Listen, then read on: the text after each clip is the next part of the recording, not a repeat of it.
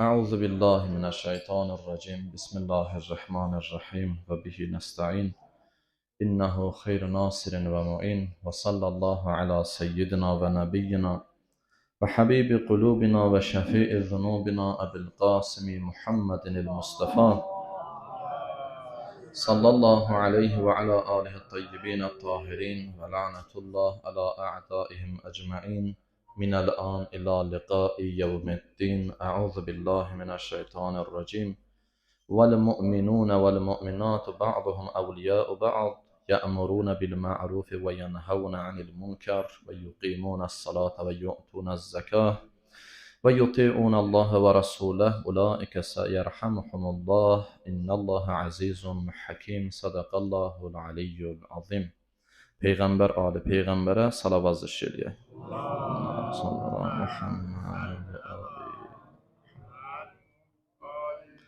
Bəli, bildiyimiz kimi mübarək cümə günüdür və Allah bu günlərin feyz və rəhmətin bütün xalqımıza, bütün İslam aləminə şamil eləsin inşallah. Və Allaha and verək izzətinə, əzəmətinə, böyüklüyünə, kiminlə müşkülü var, çətinliyi var, problemi var. Bu günlər ehtiramına xatir müşkül problemlərini həll eləsin, hacətlərini rəva eləsin inşallah. Bugünkü mövzunu istəyirəm dostluğa sədaqət bu mövzu ətrafında olsun. Çünki insanların dostluğu, yoldaşlığı çox əhəmiyyətli mövzulardan biridir. Allah Təbarək və Teala bu oxuduğumuz Tövbə surəsinin mübarək 71-ci ayəsində buyurur ki, mömin kişi və mömin xanımlar özlərinə uyğun, öz mömin kişilərlə, mömin xanımlar da və mömin xanımlarla dostdular. Onlar bir-biri ilə dost olarlar. Və buyurur, yə'muruna bil ma'ruf. Onların xüsusiyyəti budur ki, bir-birinə yaxşılığa dəvət eləyərlər. Yaxşı işlər görməyə təhrik eləyərlər, həvəsləndirərlər. Və yənhəvnə anil munkar. Və onların bir-birin pis iş görməkdən çəkindirərlər. Onlar görsə ki, dostu, yoldaşı pis bir işlə məşğuldur, faydasız işlə məşğuldur, lazımsız bir işlə və insanlara zərər verici bir işlə məşğuldur, onu çəkindirərlər. Və yuqimunəs salata. Və onlar namaz qılarlar. Namazı icra eləyərlər, bərpa eləyərlər. Və yu'tunəz zəkatə. Və onlar zəkat verərlər. Allah yolunda vacib ya müstəhəb zəkat sədəqəsini verərlər. Və yuti'unallaha və rasuləh. Və növbəti xüsusiyyətlərindən biri də budur ki, onlar Allah və Peyğəmbərinə itaət eləyərlər. Ulaikə seyərhəmuhumullah. Buyurur, onlar o şəxslərdir ki, Allah onlara rəhm eləyir, mərhəmət eləyir. İnnallaha əzizun həkim. Həqiqətən də Allah əzizdir, möhkəmdir, yenilməzdir və hikmət sahibidir. Bu ayənin bizim öz dilimizdə, ana dilimizdə sadəcə tərcüməsi idi. Amma mənası nə deməkdir? Nə demək istəyir Allah bu ayə ilə? Allah Təbarək və Teala bu ayədə, yəni Tövbə surəsinin 71-ci ayəsində buyurur ki, möminlər kimdən dost ola bilərlər? Kimdən yoldaş olarlar? Ümumiyyətlə insan kimdən yoldaş olar? Kimdən dost olmalıdır? Dostluğun qaydasını, dostluğun parametrlərini Allah bu ayədə bütün bəşəriyyətə təqdim elədi. Buyurdu ki, siz kimlə dost ola bilərsiniz? Çünki dostluq elə mühüm bir məsələdir. Qiyamət günü Allah Teala buyurur ki, dostlar qiyamət günü bir-biri ilə düşmən olacaqlar. Ona görə düşmən olacaqlar ki, deyəcəklər, bizi niyə pis yoldan çəkindirmədin? Dünyada çəkinmir, dünyada deyir. Dost dostuna deyir ki, sən bu işdən uzaqlaş. Qulaq asmır, əhəmiyyət vermir. Amma qiyamət günü düşmən olacaq ona görə ki, sən məni niyə məcbur şəkildə bu pis işlərdən uzaqlaşdırmadın? Ya leytəni. Ləm ətəxiz filanən xəlila. Quranın çox təəccüblü ayələrindəndir. Bir qiyamət günü zülmkarlar öz əllərin dirsəklərinə qədər çeyniyə-çeyniyə gələcəklər məhşərə.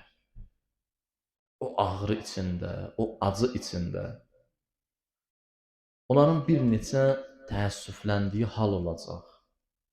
Onlardan biri də bu olacaq. Ləm ətəxiz filanən xəlila. Ey kaş filan kəsi özümə dost tutmazdım. Laqad adallani aniz-zikri ba'da iz ca'ani. Çünki o ilahi hökmü mənə çatandan sonra məni yoldan çıxartdı. Mən haqq yolundaydım. Haqq uğrunda hərəkət eləyirdim, amma o yoldaşım, o dostum məni bu yoldan çəkindirdi. Laqad adallani ba'da iz ca'ani. İlahi hökm mənə çatandan sonra məni yoldan çıxartdı. Quran-ı Kərim dostluğun xüsusiyyətlərini də bəyan edir. Quran-ı Kərim dostluqda əhəmiyyətli məsələləri də qeyd edir. Dostluq elə bir xüsusiyyətdir ki, insan hər adamdan gərək dost olmaya. Əl-mər'u əla dini xəlilih. Həzrət buyurur, Peyğəmbər sallallahu aleyhi və aleyhi və səlləm buyurur ki, dost öz dostunun dinindədir. İnsan öz dostunun dinindədir. İndi dostun sənin hansı dindədir? Deyir, sən də o dindəsən. Sənin dinin, əqidin dostluğuna görədir və dostluğun dininin əqidəsinin necə olduğuna görədir. Fəlyanzur əhadukum mən yuxalil. Və sizlərdən də hər biriniz baxın, görün ki, kimlə dostluq edirsiniz. Çünki dostluğun dinindəsən sən. Cəlisul xeyr ni'mə və cəlisul şər niqmə. Həzrət buyurur, Əli ibn Əbi Talib əleyhissalam. Buyurur, yaxşı insanlarla oturdur eləmək, yoldaşlıq eləmək ilahi bir nemətdir. Hər adama nəsib olmur bu. Əgər sən bir nəfər yaxşı insanla oturdur eləyirsənsə, dostsansa, şükür elə, denən ilahi şükür sənə ki, mən yaxşı bir insan tapmışam. Və ardıca buyurur, cəlisu şər niqmə. Pis insanla yoldaşlıq eləmək, dostluq eləmək isə bir ilahi əzabdır, bir bəladır, bir müsibətdir. Sən o müsibətə görə denən ilahi, bu müsibətdən məni xilas elə. Niyə? Ona görə ki, onun dininə uyğundur sənin əqidin, sənin həyatın, rəftarın, sənin davranışın. Həzrət buyurur ki, pis insanlarla yoldaşlıq eləməyin. Ona görə ki, İnnə təbəəkə yəsriqu min təbəih və əntə la təşkur. Sənin təbiətin onun təbiətindən nəsə oğurlayar, götürər. Sənin xəbərin olmaz. İnsanın xasiyyəti cazibə qüvvəsinə malikdir, cəzb eləyir. İnsanın xüsusiyyəti, təbiəti cəzb eləyir. İnsan görürsən, bir hadisəni görür, bugün onu qəbul eləmir. Amma bir müddətdən sonra onu görür, yavaş-yavaş öyrəşir. Artıq onu adi və normal hal kimi qəbul edir. Deyir, ona görə pis insanlarla yoldaşlıq eləmə, dostluq eləmə, şər insanlarla, günahkar insanlarla, fitnəkar insanlarla yoldaşlıq eləmə ki, sənin təbiətin onun pis təbiətindən nəsə oğurlayacaq və əntə la təşur, sənin xəbərin olmayacaq, bilməyəcəksən. Bir də onda xəbərin olacaq ki, sən artıq onun kimi baxırsan, onun kimi düşünürsən, onun kimi fikirləşirsən. Quran-ı Kərimin bir ayəsi var, çox diqqət olunası ayələrdən biridir. Cəmi bir ayədə öyle, 6236 ayədir. Sadəcə bu mövzuya uyğun bir ayəsi var ki, Allah Teala buyurur, şeytanın addımların izləməyin. Çox dolğun, çox mənalı bir ayədir digər ayələr kimi, amma bu mövzunu daha dəqiq insana çatdırır. Nəyə görə deyir şeytanın addımlarını izləməyin? Fəla tətbə'u xutubatiş şeyatin. Şeytanın addımlarını izləməyin, onun izi ilə getməyin. Məsumlar buyurur bu ayənin şərhində, deyirlər ona görə Allah Teala buyurur, şeytanın addımlarını izləməyin. Şeytan heç kəsi birdən-birə küfrə və pis yola, batil yola sürükləmir. Şeytan addım-addım insanları pis yola çəkir. Qədəm-qədəm. Bir də onda xəbərin olur ki, sən artıq elə bir yerdəsən, oradan nə geri qayıda bilirsən, nə də qabağa gedə bilirsən. Qalmısan sərgərdan. İnsan şeytanın addımlarını izləyərsə, mənası budur. Kiçik işlərdə, balaca işlərdə, əhəmiyyətsiz yanaşdığı işlərdə izləyəcək şeytanı, addımların, bir də onda xəbər olacaq ki, artıq bu bütün vücuduna şeytani xüsusiyyətlər hopub. Ona görə buyurur, minəl cinnəti vənnas. Xənnas deyir, sadəcə iblis deyil. Bu insan da gəlir, qoşulur, olur xənnas. Cinlər və insanların içərisində də var şeytan. Çünki insan mərhələ-mərhələ şeytanı izlədikcə olur şeytani xüsusiyyətlərə malik və yavaş-yavaş o insan özü də başdan ayağa şeytandır. Başdan ayağa vücudu maye-i şərti, insan tanıram 40 ilə gər daşlana hər gün, iblis deyər, vur ki, bu məndən də betərdir. Allah ömür versin, şairlərdən biri yaxşı deyir. Deyir ki, insan tanıram 40 il əgər hər gün daşlana, daş vurula, İblis deyər, vur ki, bu məndən də betərdir. Çünki onun başdan ayağa vücudu şərdir, şərdən ibarətdir. Maye-i şər, şər suyudur, şər mayasıdır. O insan elə bir halda bütün ruhuna hopub şərlik, pislik, o insan istəsə də bəzən yaxşı işlər görə bilmir, müvəffəq ola bilmir, nail ola bilmir. Ona görə Həzrəti Əli ibn Əbi Talib əleyhissalam buyurur, Cəlisul xeyr ni'mə, yaxşı insanlarla oturdur eləyən insanın əlində böyük bir nemət var ki, Allah ona bu neməti bəxş eləyib ki, o yaxşı insanlarla dostluq edir. Və cəlisu şər niqmə, və pis insanlarla, şər insanlarla dostluq eləyənin isə ən böyük bəlası elə odur. Ona başqa bəla lazım deyil.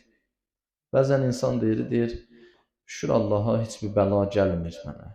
Ancaq xəbəri yoxdur ki, bunun yoldaşlığı, dostluğu, ailə durumu, rəftarı, ticarəti, alış-verişi, həyat tərzi başdan ayağa elə bu şərin içərisindədir, fitnənin, fəsadın içərisindədir. Bundan artıq nə bəla gəlsin buna, nə müsibət gəlsin buna. Bundan artıq bir müsibət gəlməz insana. Ki, ən böyük bəla da odur ki, bu insanın ağlı alınıb əlindən və bu insan bəlanın hardan, hansı istiqamətdən gəldiyin dərk eləyə bilmir. Həzrəti Peyğəmbər salavatullah buyurur, mən əradəllah bihi xeyrən rəzəqəhullah xəlilən salihə. Allah bir nəfərə yaxşı bir nemət vermək istəyəndə, yaxşılığın istəyəndə, bir bəndəsin üstün bir şəxsiyyət kimi formalaşdırmaq istəyəndə, rəzəqəhullah xəlilən salihə, ona bir salih dostu ruzi olaraq bəxş edir. Yaxşı bir dost əta eləyir ona. Niyə? Çünki Allah istəyir o nail olsun, uğur əldə eləsin, müvəffəq olsun. Biz dostluq əhəmiyyətinə o qədər yanaşmırıq, əhəmiyyət vermirik. O qədər diqqət eləmirik. Amma Quran və Peyğəmbər və məsum imamların hədislərində o qədər əhəmiyyət verilir ki, mən əvvəldə də bu ayəni dedim. Təkrar da olsa bir daha deyirəm. Buyurur, qiyamət günü zalimlar əllərin çeyniyə-çeyniyə gələcəklər məhşərə və bir neçə işə görə təəssüf eləyəcəklər. Onlardan da biri budur ki, ilahi, kaş filan kəslərlə ləm əttəxid filanən xəlila. Kaş filan kəslər özümü dost tutmazdım. Çünki onlar məni düzgün yoldan çaşdırdı, istiqamətdən azdırdı. Həzrət İmam Sadiq əleyhissalam buyurur, əddəbəni əbi bis-səlasin və nəhani ən səlas. İmam Sadiq əleyhissalam bunu deyir. Deyir, atam məni 3 işə görə, 3 işi icra eləmək üçün ədəbləndirdi, tərbiyələndirdi. 3 işdən də çəkinmək üçün məni tərbiyələndirdi. Dedi ki, çəkin bu 3 işdən. Üç işi icra elə, üç işdən çəkin. Onlar hansılardır? Buyurur: "Qaləli ya bunəyyəm mən yəshəb sahibə su la yəsləm." Onlardan birinci budur. Buyurdu ki, oğulcan, pis adamla dostluq eləyən insan heç vaxt sağlam olmaz. Heç vaxt rahat olmaz. Ən azı kiminsə sözü gəlib çatacaq buna. Bir şərə də düşməsin, bir söz gələcək də, o sözlər deyiləndə, müqəddəs sözlər deyiləndə bir fayda gəlib buna çatacaq. Bir fayda buna deyiləcək. Niyə? Çünki bunun oturdur elədiyi insan həmən o düşüncədə olan insandır.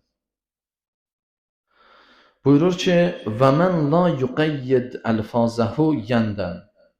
İkinci budur, İmam Sadiq əleyhissalam buyurur ki, bu tərbiyəni atam verdi mənə. Hər kəs danışığına fikir verməsə, peşman olar insan. Danışanda deyir, fikir ver, gör nə danışırsan, gör nə fikirləşirsən. Hər fikirləşdiyi demə. Bəzən düz olsa belə demə. Çünki düzün də vaxtı var, düzün də zamanı var.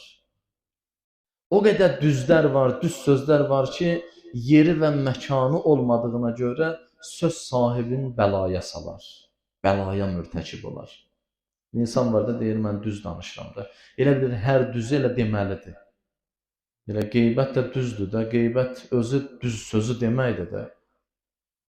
Elə kimisə hər hansı bir şəxsi utandırmaq düz sözü deməkdir də. Hər düz hər yerdə deyilməməlidir. Hər düz hər yerdə getmir. Çünki sözün deyiliş məkanı var, zamanı var. Buyurur və mən la yuqayyid əlfazəhu yəndəm. Hər kəs sözünə fikir verməsə peşman olar. Sözünə fikir versin, desin ki, mən bu indi deməliyəm bunu ya deməməliyəm. Məsləhətdir, məsləhət deyil. Görürsən, sənin bir dənə düz sözün böyük bir fəlakət gətirə bilər. Həm özün üçün, həm ətrafındakılar üçün, həm insanlar üçün. Həm bir faydalı işin qarşısını almış olarsan. Və mən yədxul mədaxiləs-su yuttəhəm. Hər kəs pis yerlərdə daxil olsa, pis yerlərə, pis məkanlara, o ittiham olunar. İndi deyirsən, haram yerə getmə, deyir, nə olar ki, bu haramdır da məclis. Deyir, yox, getmə. Sən ittiham olunarsan axı. Sən əgər yaxşı insansansa, pis yerdə sənin nə işin var?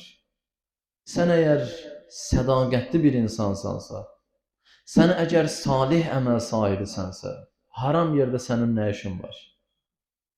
Bir bəla gəldi ora, müsibət gəldi, haqlayacaq səni orada və qiyamət günü bir yerdə gətiriləcək məhşərə o insanlar, həmin o bəla, müsibət harda nazil olub, onların hamısı qiyamət günü məhşərə bir yerdə gətiriləcək. Filan yerin sakinləri gələcəksən məhşərə. Buyurur ki, hər kəs pis yerlərdə daxil olsa, gedərsə, o insan ittiham olunar. Və nəhani ən usahibə hasidə ni'mətin. Buyurur, mənim atam İmam Sadiq əleyhissalam buyurur, 3 insan, qrup insanlarla oturdur eləmək, yoldaşlıq eləməyi mənə qadağan eləyib, çəkindirib. Deyib, birinci budur, paxıl insan, görürsən birinin əlində bir şey var, bu narahatdır, deyir, kaş onda yox, məndə olaydı. Buna deyirlər hasidun neməti. O nemətin, Allahın başqa bir şəxsə verdiyi nemətin paxıllığını çəkir bu insan. Allah niyə ona verdi? Demir, o insan nələr qurban verib o neməti əldə eləmək üçün. Bunu baxmır, bunu görmür. O bəzən deyirlər, elə mömin, mən möminəm, namaz qılıram, ibadət edirəm. Amma Allah mənə niyə vermir? Amma digər halal harama baxmır, elə nə gəldi eləyir, amma Allah ona bəxş eləyir. İnsan bilmir ki, o onların müqabilində nələr verib. Bu bir tərəfdən. İkinci tərəfdən də Allah bütün dünyanı nizam-intizamla yaradıb. Həmin o insan durur, elə vaxt durur, elə əziyyətlər çəkir, mömin olmasa da, imanı zəif olsa da, o zəhmətinin müqabilində əldə edir onu. İndi sən 12-yə qədər yat, 11-12-yə qədər yat dincəl, deyirən Allah mən möminəm, mənə bəxş eləsin. Yox, Allah belə bəxşişi yoxdur Allahın. Dünyada belə bir verəcəyi nemət yoxdur insana. Bəli, Allahın adlarından biri də Rəhmandır. Dünyada mömin və kafirə rəhm eləyəndir. Rəhmanın mənası budur. Dünyada rəhməti ümumidir. Yəni, həm möminlərə, həm kafirlərə, həm Allahı tanımayanlara, həm tanıyanlara hamısına rəhmət şamildir. Hamısına bəxş olunur. Allah bir nizam qurub dünyada, bütün bəşəriyyəti o rəhmətinə şamil edib. Hər bir insan dünyada o rəhmətdən istifadə edəcək. Günəş işığından istifadə elədiyi kimi, günəşin şüasından istifadə elədiyi kimi, aydan, torpaqdan, yerdən, göydən, havadan, oksigendən, bütün nə faydalı şeylər var dünyada, elementlər var, hamısından istifadə edir insan dünyada. Çünki Allah öz rəhmətin dünyada hər bir şəxsə şamil edir. İlahi şua hər bir şəxsin evinə, hər şəxsin üstünə saçır həmin o ilahi şua. Amma bir insan ki, zəhmət çəkmir dünyada, özün mərhəmətdən məhrum eləyir. Allah söz verməyib ki, onu həmin o aclıqdan xilas eləyəcəm. Ona mən bəxş eləyəcəm, bəxşiş verəcəm. Allah buna söz verməyib. Allah söz verib ki, və mən yətəvəkkəl aləllah fəhvə həsbuh. Hər kəs Allaha təvəkkül eləsə, mən ona kifayət eləyərəm. Mən ona bəxş eləyərəm. Mən ona nemətlərimi verərəm. Təvəkkül eləməz insan, Allah insana nə verəcək? Heç nə. Təvəkkülün də mənası budur. Yəni, sən bir iş gör, qədəm götür, Allaha tərəf bir addım at, bir zəhmət çək, ondan sonra. Elə bir başqa söz, misalla desək, get bir sahəni ək, Allaha təvəkkül elə, yəni Allaha həvalə elə ki, ilahi, bunun becərilməsi də səninlik. Sən özün bərəkət ver. İndi mən oturum, əyləşim evimdə, səhər axşam yatım, dincəlim, gəzim, dolanım və deyim ki, Allaha təvəkkül yox, belə təvəkkül növü yoxdur. Təvəkkül vəkil tutmağa deyərlər. Məsələn, birinin işi getdi, düşdü məhkəməyə, bu bir dənə vəkil tutmalıdır. Vəkillə necə danışacaq? Sənədlərin yığacaq, toplayacaq, özünə aid olan bütün detalları incələyəcək, təqdim eləyəcək o vəkilə. Vəkil də o sənədlər əsasında bu şəxsi müdafiə eləyəcək. Allahı vəkil tutmağın da mənası budur ki, sən bütün işlərini həvalə elə Allaha, bütün işlərini həvalə elə, bütün sənədlərini təqdim elə Allaha, öz işini icra elə, yekunlaşdır, gətir, təqdim elə Allaha və Allah qalanını düzəldəcək, ardını düzəldəcək. Yox, mən heç bir sənəd təqdim eləmədən Allah mənə kömək olsun, belə bir təvəkkül növü yoxdur. Həzrəti Peyğəmbər salavatullah buyurdu, İmam Sadiq əleyhissalam, atam mənə vəsiyyət elədi. Dedi ki, 3 qrup insandan çəkinin, uzaqlaşın. Birinci budur ki, ən usahibə hasidə ni'mətin. Bir nəfərin əlindəki nemətə paxıllıq eləyən şəxsdən uzaq dur, dostluq eləmə, yoldaşlıq eləmə o insandan. Və şamitən bi musibətih, başqasının müsibətinə sevinən insandan yoldaşlıq eləmə. Dostsan, qardaşsan, görürsən ki, başqasının müsibətinə sevinir. Deyir, ondan biraz fasilə sal, biraz məsafə saxla. Çünki o insan sədaqətli bir insan deyil. O insan dostluğa da sədaqət olmayacaq. Əv hamilə nəmimətin, yaxud da bir nəfər söz gəzdirəndirsə, onunla yoldaşlıq eləmə, onunla dostluq eləmə. O söz gəzdirəndir, onun işi odur.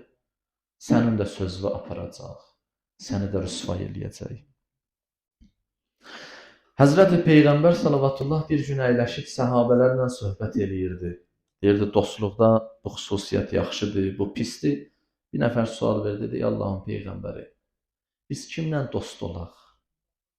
Hansı xüsusiyyətlərlə sahibi ilə dost olaq? Həzrət buyurdu ki, elə bir insanla dost olun ki, onu görəndə Allah xatırlayasan, Allahı xatırlayasan. Onu görəndə Allah yadıma düşsün. Buyurur, ikinci xüsusiyyəti odur ki, o danışdığı zaman sənin elmin, biliyin, təqvın, imanın artsın. Bu danışanda sənin imanın, dünyaya bağlılığın yox, elmin, mənəviyyatın zəngin olsun. O danışdıqca səndə ilahi bir rəng var da o insanda. Bəzən o insanlar bilinir, görsənir. Görürsən ki, bir insan var, əyləşirsən, bu elmlə də deyil, ha, bəzən olur elmlə də olmur bu. Məsələn, bir neçə nəfər var ki, mən şəxsən özüm o insanlarla ildə bir neçə dəfə ən azından görüşürəm. Fürsət olsa biraz da çox görüşərəm.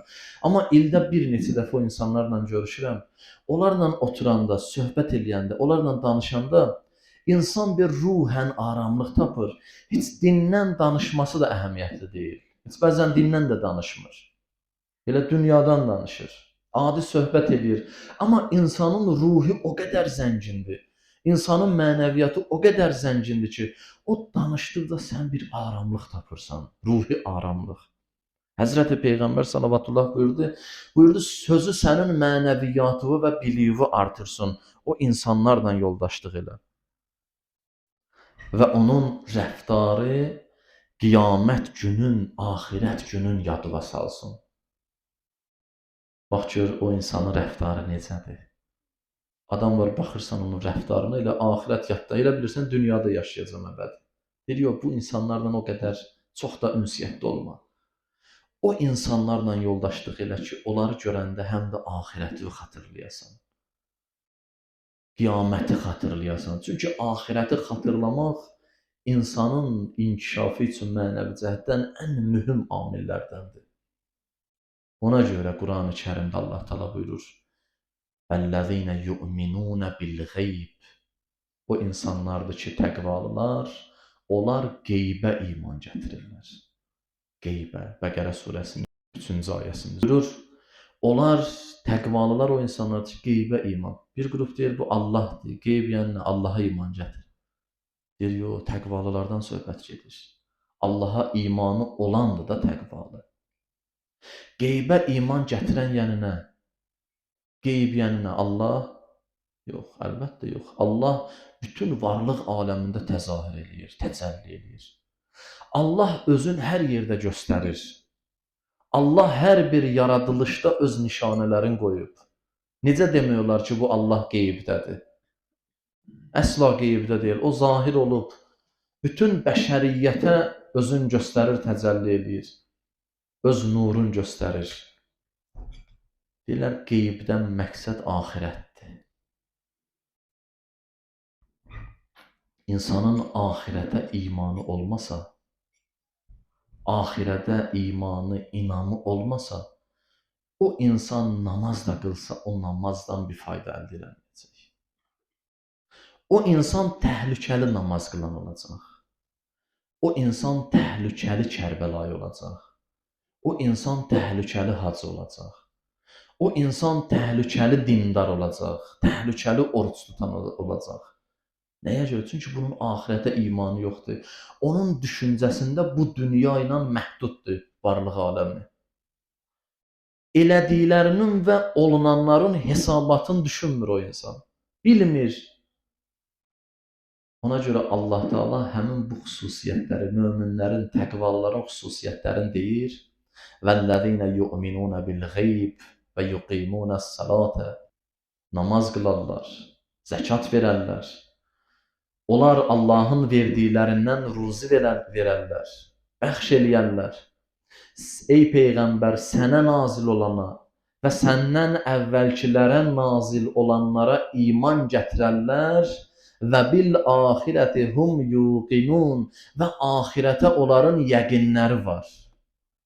Görürsən, təqvalıların xüsusiyyətini danışır Allah Bəqərə surəsində. Quranın ən böyük surəsidir, ən geniş surəsidir.